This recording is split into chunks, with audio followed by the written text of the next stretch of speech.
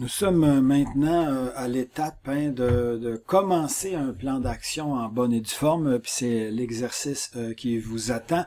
Donc, on a au départ bâti un inventaire à partir d'une banque. On a nous-mêmes ajouté un produit et cette banque-là nous a permis d'obtenir une certaine hiérarchisation des dangers en lien avec 3 thématiques.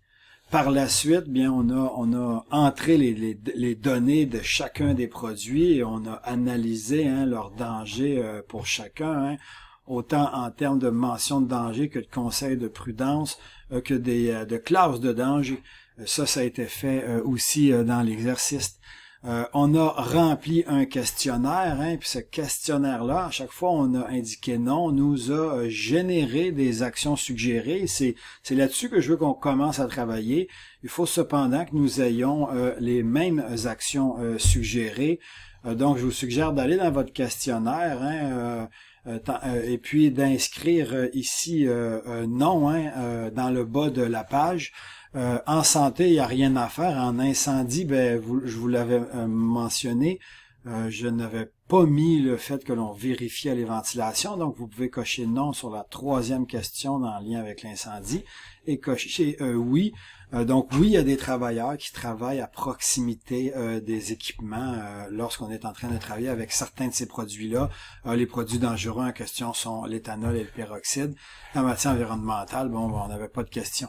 Donc, vous pouvez faire ceci ou vous pouvez charger le dossier. Donc, je vous rappelle comment on charge un dossier, ouvrir un inventaire et ouvrir l'inventaire en question que j'ai déposé dans votre plateforme.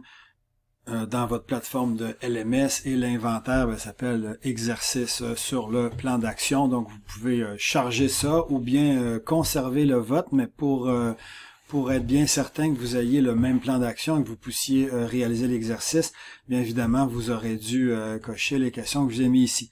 Donc, vous allez vous retrouver avec un plan d'action et c'est là que commence l'exercice.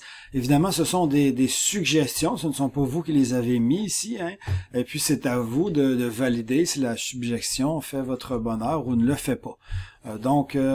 Et vous allez voir que ici, on vous parle de 2 actions, remplacer les produits qui sont les plus à risque ou la substitution des produits CMR, CMR pour cancérigène, mutagène et toxique pour la reproduction, donc CMR.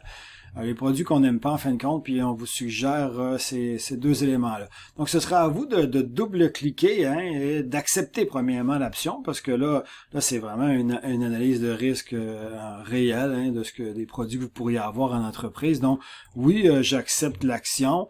Où je la priorise, c'est quand même pas un risque énorme pour la santé, oui, un risque environnemental, mais moins pour la santé, donc je le mettrais, disons, modéré, puisqu'il est pas, je vois pas ici un cœur rouge qui m'indiquerait un danger très important pour la santé. Le début du plan d'action, c'est la date évidemment à laquelle vous validez la chose. Et puis, disons que je me donne, il faudrait quand même se donner un peu de temps, parce que faire la substitution d'un produit, c'est souvent impossible en passant. Mais disons qu'on se donne un peu de temps pour aller discuter avec des gens. On va se donner une année. Tiens, je vais aller au 24 novembre prochain et je vais valider la chose. Et là, vous voyez que c'est là que c'est intéressant. On a notre fiche. Qu'est-ce que vous pouvez faire ici? Évidemment, vous pouvez modifier le titre de votre plan d'action. Vous pouvez aussi déjà commencer à aller chercher des solutions de substitution. C'est la beauté de l'INRS qui a fait des liens avec tout le système d'information de sécurité qu'elle a. Donc, vous avez directement une solution. On va aller la voir, par exemple, pour celui-là, où vous pouvez peut-être avoir des informations sur la substitution de certains produits. Puis on vous parle aussi de quel produit vous pourriez utiliser pour la substituer.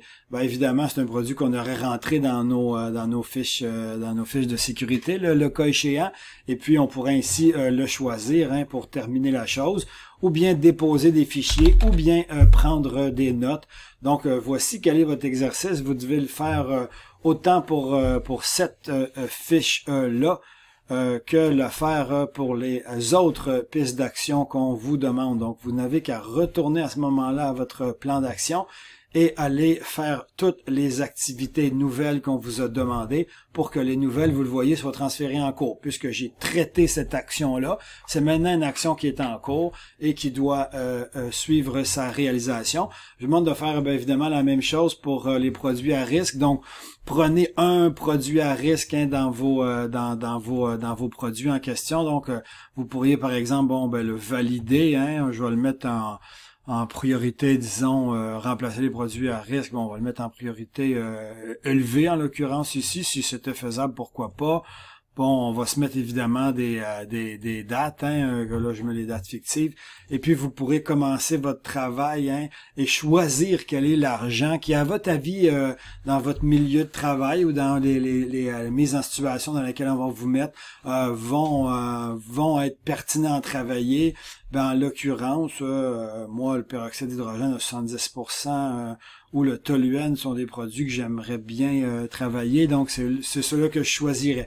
Donc, je vous demande simplement de remplir ces 4 plans d'action-là pour qu'on puisse retourner au plan d'action général et de voir évidemment des actions, des nouvelles actions qui ont été enregistrées. Et c'est ainsi que vous allez débuter l'évaluation des risques chimiques assez facilement, autant dans vos entreprises que dans nos scénarios.